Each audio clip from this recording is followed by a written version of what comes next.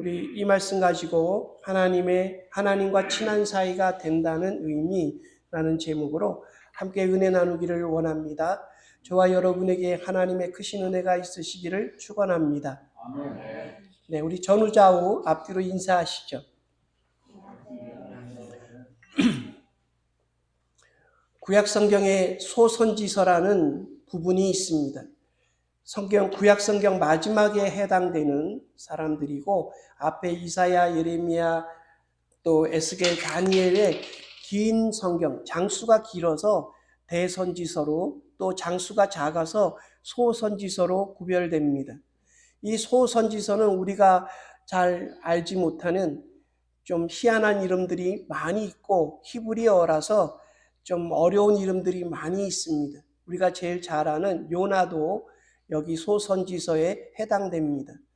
요나에게 주었던 하나님의 명령은 이스라엘 민족의 원수, 당시 이스라엘을 참 괴롭히고 약탈해간 그런 원수인 아수르 나라의 수도 니누에에 가서 네가 하나님의 심판과 구원을 전해라, 이렇게 정말 싫은, 요나가 너무나 싫은 이야기를 하나님은 전하라고 이렇게 한 것도 성경을 보면 참 요나가 힘들었겠다 생각이 듭니다. 그런데 그런 요나보다도 10배, 100배 힘들었던 선지자가 오늘 저와 여러분이 읽은 호세아 선지자라고 하겠습니다. 이 호세아 선지서는 1장서부터 14장, 다니엘서보다도 깁니다.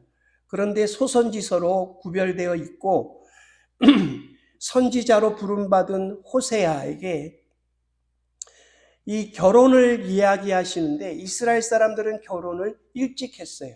그러니까 한 16세, 17세, 18세 되면 벌써 결혼 얘기가 나오고 결혼을 합니다. 13세서부터 어른으로 취급하기 때문에 16, 17, 18세 되면은 결혼을 한 거죠. 예수님이 30세가 됐는데도 결혼 안 한 총각이었다. 이거는 그 시대로는 큰 사건입니다. 예수님 만나든지 아니면 예수님의 어머니 마리아를 만나면 사람들이 얘기했을 겁니다. 아니, 당신 아들 예수는 왜 장가를 안 가고, 이렇게 얘기할 정도의 사건입니다. 17, 18, 19의 하나님의 선지자로 부름받은 호세아. 그런데 하나님께서 호세아에게 결혼은 네가 알아서 해라 하지 않고, 성경에 보시면 하나님께서 무지막지한 미션을 줍니다.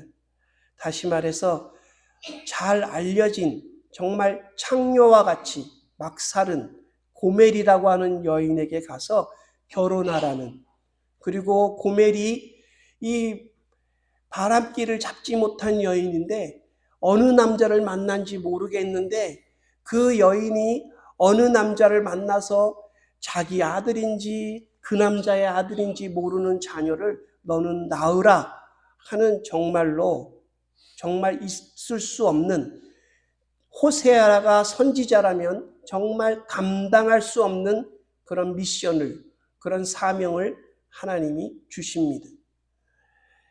여러분들 같으면 어떻게 받아들여야 될까요?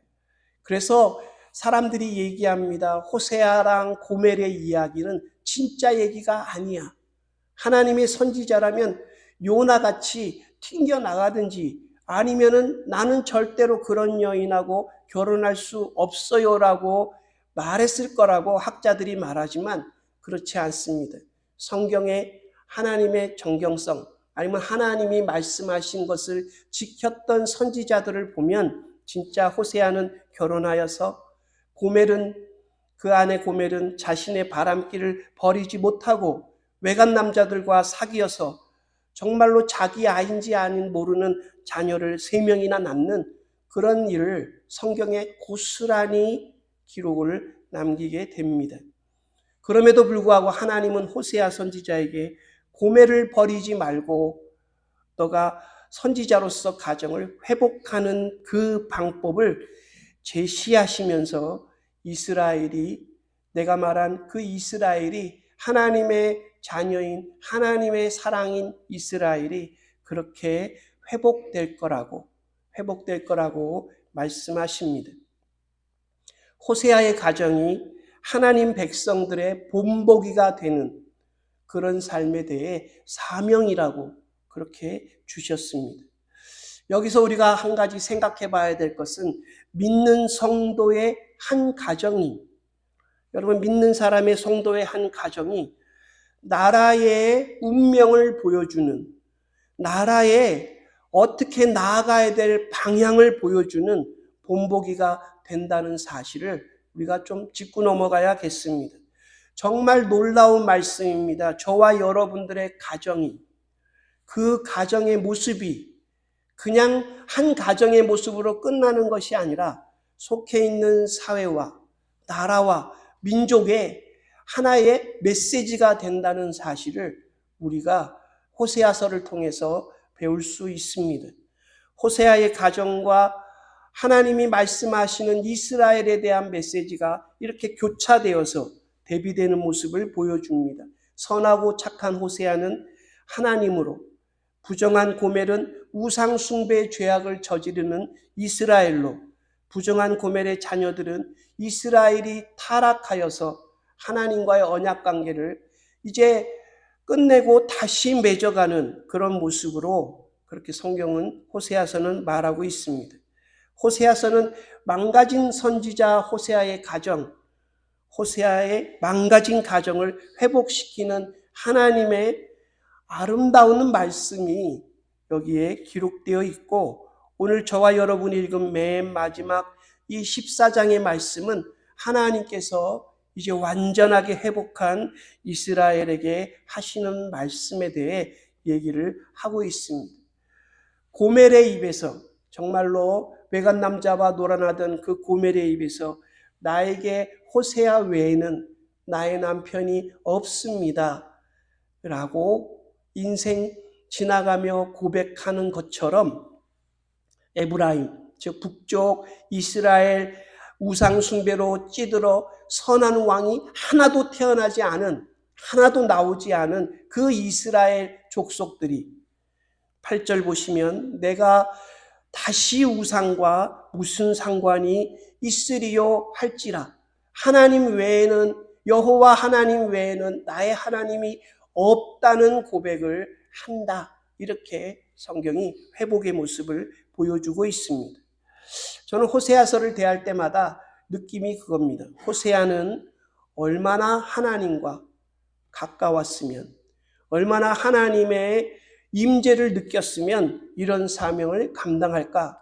제가 말씀드린 지난주에 하나님께서 나는 스스로 있는 자라, I am who I am 하고 다가오셔서 나는 너 옆에 있어 라고 말씀하시는 그 하나님의 뜨거운 임재를 느껴서 무리를 걷는다든지, 세계 최강의 나라 그 임금에게 가서 내 백성 이스라엘을 보내라는 하나님의 말씀을 전한다든지, 이런 불가능한 일을 하듯이 호세아도 하나님의 얼마나 강력한 임재를 받았으면 하나님께서 선지자로서 감히 할 수 없는 방탕한 여인과 결혼하라는 그것도 했을까 생각을 해봅니다.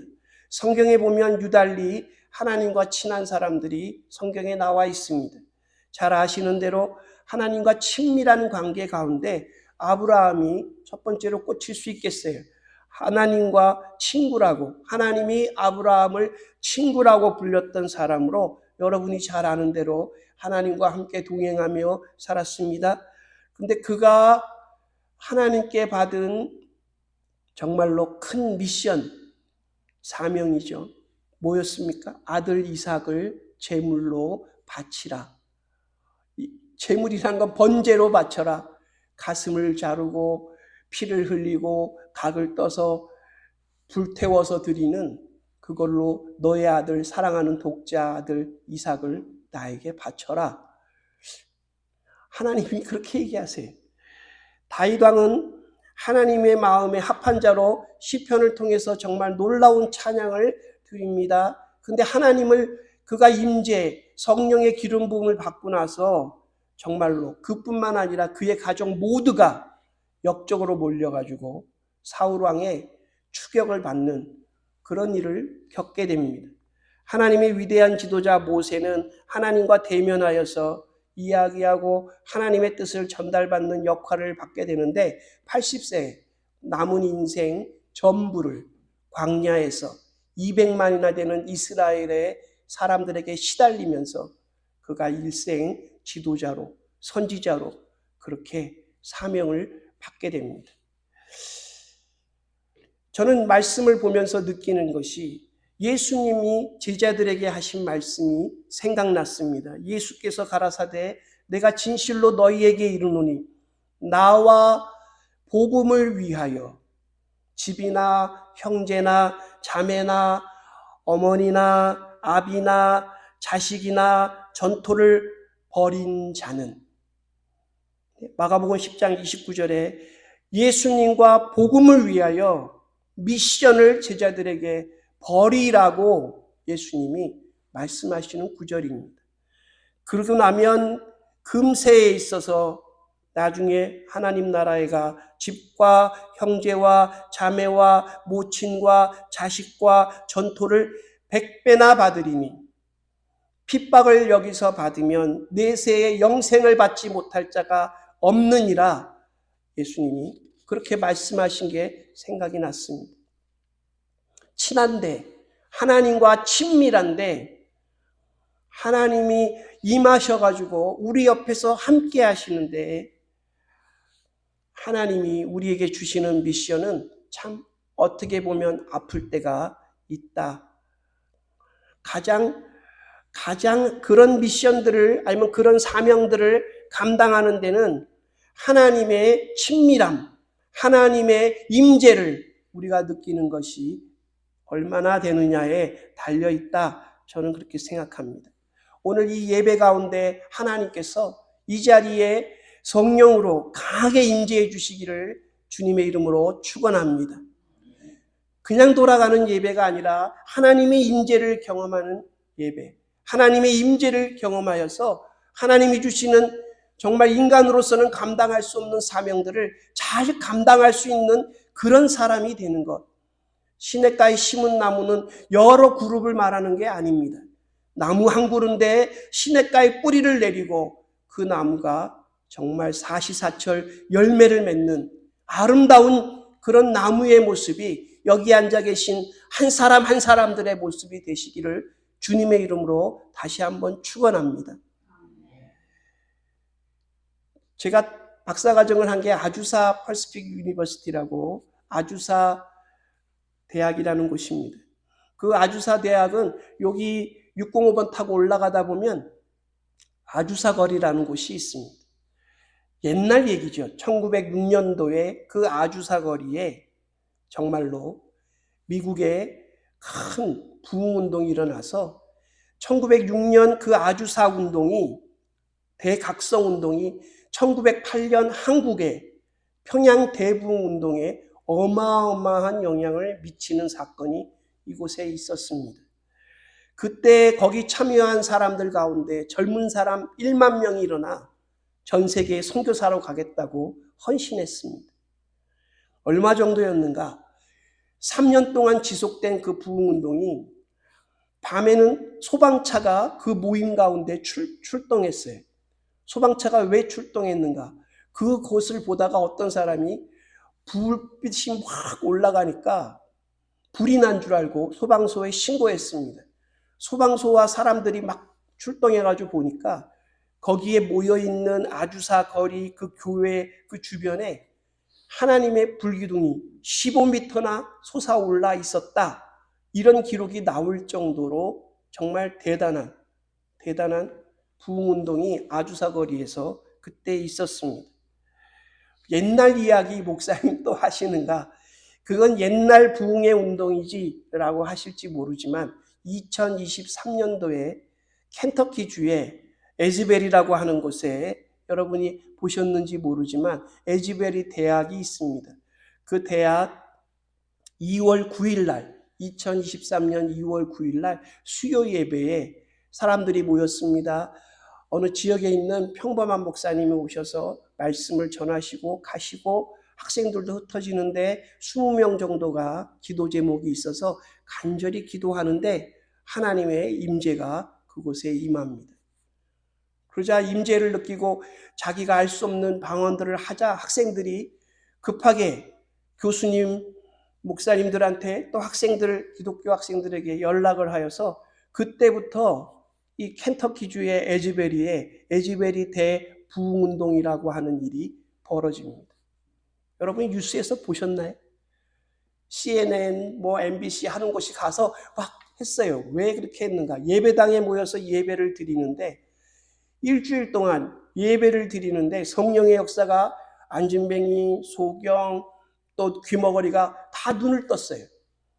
그리고 그 예배에 들어가려고 미국 사람들이 전 미국 각지에서 모였는데 6시간, 7시간을 기다려서 한 예배가 끝나고 나면 또 다 들어가서 가득 차면 또 기다리고 그거를 조금도 그렇게 하지 않았습니다. 그리고 가서 보면 거기는 6,000명밖에 안 사는 조그마한 동네입니다. 작은 동네에 작은 대학이에요. 근데 그곳에서 그런 일이 벌어지고 미국 사람들은 여러분 이렇게 의자에 앉지 무릎 꿇지 않지 않습니까? 근데 이 에즈베리 대학에 집회를 하면 그 무릎 꿇기 힘든 미국 사람들이 다 무릎을 꿇어요. 그리고 하나님 앞에 간절하게 기도합니다. 그 에즈베리 대학에 그것이 그냥 일어났느냐? 그건 아닙니다. 어느 목사님이 가서 잘 조사해 봤더니 그 싱가포르에서 대학 교수를 하고 있던 닥터 홍이라는 그 교수님을 2015년도에 하나님께서 싱가포르에서 에즈베리로 가라고 그럽니다. 에즈베리로 이분은 굉장히 보수적인 신학인데 하나님께서 너무 강력하게 여러 사람을 통해 얘기하시니까 부부가 신학교 사역을 그만두고 에즈베리에 가가지고 거기서 2015년도부터 에즈베리의 부흥운동을 위해 기도합니다. 2023년도까지. 그걸 가서 기도만 하신 게 아니라 여기 앞에다가 패널에다가 회개하라 에즈베리요. 준비하라 에즈베리의 부흥운동. 그래서 그 교수님 별명이 샌드위치맨이었대요. 여러분 아시죠? 샌드위치맨이 뭔지. 그리고 뭐라고 붙였냐면 A man with a sign. 사인을 붙이고 다니는 남자라고 알려질 정도로 2015년서부터 2023년도까지 계속해서 기도로 준비하고 그 교수님을 보고 닥터 홍을 보고 사람들이 모여서 기도 준비하고 하다가 팬데믹 때 2023년까지 소수만 모이다가 2023년 2월 8일 날 수요일 예배 저녁에 20명이 모였을 때 하나님의 강력한 임재가 임한 줄 믿습니다. 여러분 우리가 숫자가 작습니까? 아닙니다. 저는 그렇게 생각하지 않습니다. 아까 말씀드린 대로 우리 한 사람 한 사람이 하나님께 뿌리를 내리고 시냇가에 심은 나무가 된다면 하나님은 우리를 통하여 하나님의 일들을 감당하셔 갈 겁니다. 호세아서에서 분명히 말씀을 선포합니다. 호세아서 6장 3절 우리가 여호와를 알자 힘써 여호와를 알자. 이 안다는 말은 여러분이 들어보셨겠지만 부부 사이에 남편과 아내가 서로를 알아가는 것처럼 서로에 대해서 경험하고 서로의 허물을 덮어주고 사랑하고 더욱더 시간이 지나면 지날수록 나의 반쪽이라는 걸 느끼며 사랑해가는 관계를 말하는 것이 이 알다 야다라고 하는 히브리어입니다. 리폼드 신학교 스티븐 브라운이라고 하는 교수님이 목사님이다 이분이 은퇴를 했어요.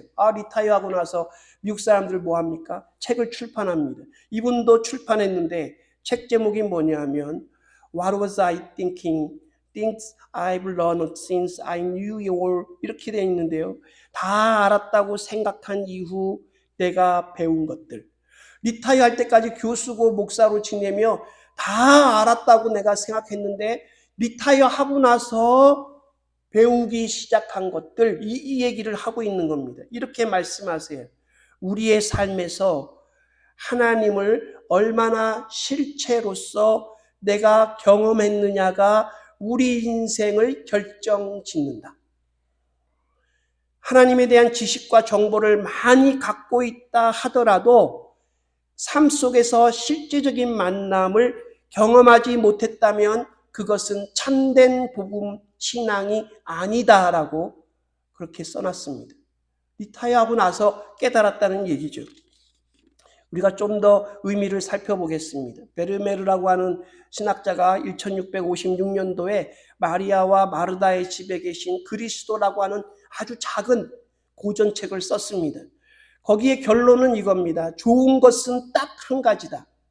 이 책의 배경은 여러분 아는 대로 마르다와 마리아 이야기입니다. 누가복음 10장 38절에서 42절 짧게 나오는 그곳에 마리아와 마르다는 예수님과 예수님 일행을 초청합니다. 집이 아무리 커봐야 예수님 일행, 예수님과 13명, 예수님을 따르는 여인들, 또 추종자들 최소 50명 이상을 초대한 건데 50명이 집에 왔을 때 얼마나 바쁘겠습니까? 언니 마르다는 정말로 바빴고 정신없을 때 동생 마리아는 예수님 발 앞에 앉아 예수님 말씀을 경청하였습니다.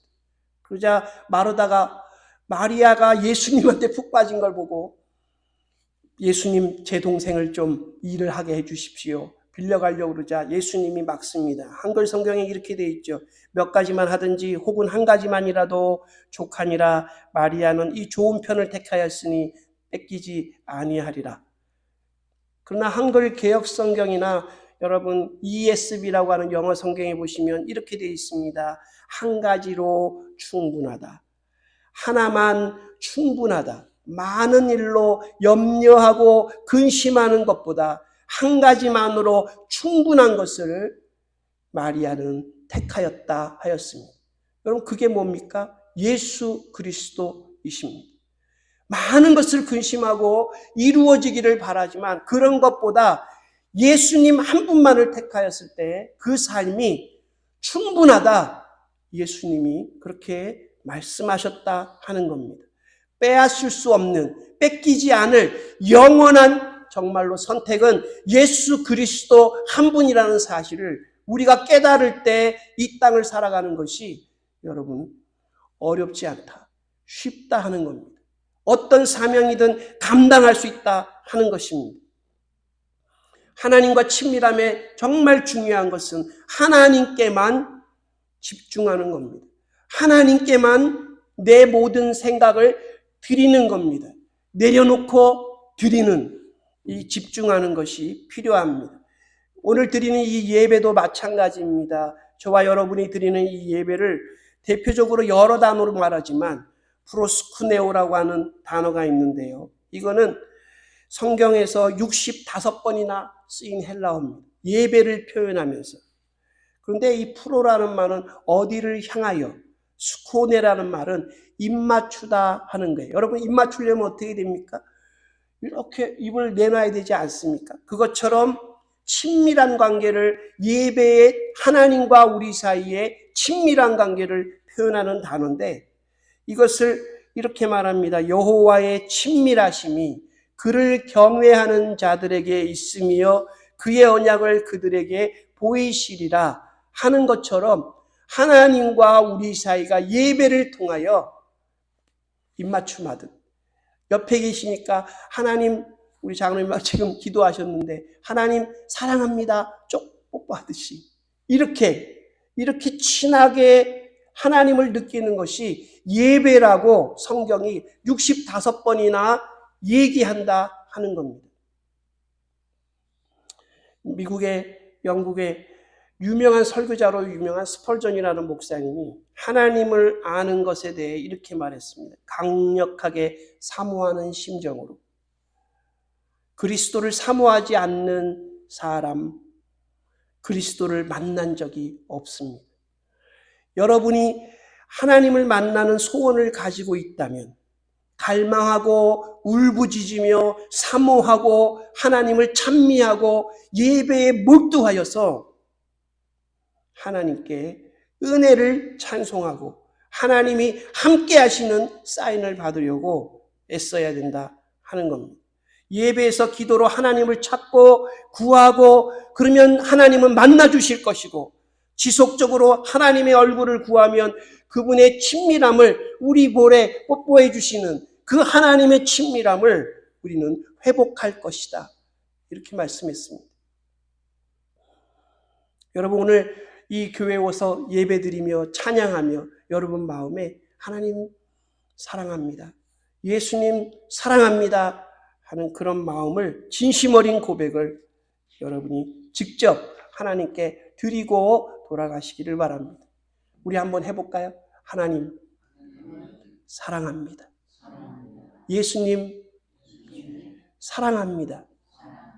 성령님 사랑합니다.